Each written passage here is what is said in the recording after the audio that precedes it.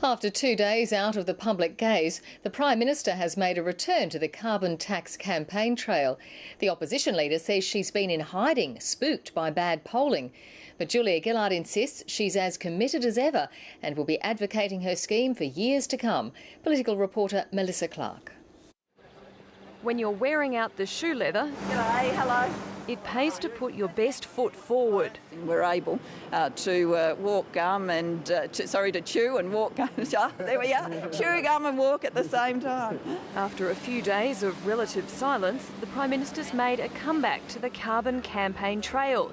It seems she's been missed. Far from wearing out the shoe leather, she's hardly worn in her shoes on the carbon tax campaign. Tony Abbott never stopped and isn't letting the Prime Minister's momentary absence go unnoted. She's been told by the pollsters in ALP head office that the only safe way to talk about the carbon tax is to change the subject. I don't think you can gauge government commitment by how many individual interviews the Prime Minister does. I will be out in the years ahead explaining the government's carbon pricing package. The release of new details on the package has given the opposition yet another thing to target.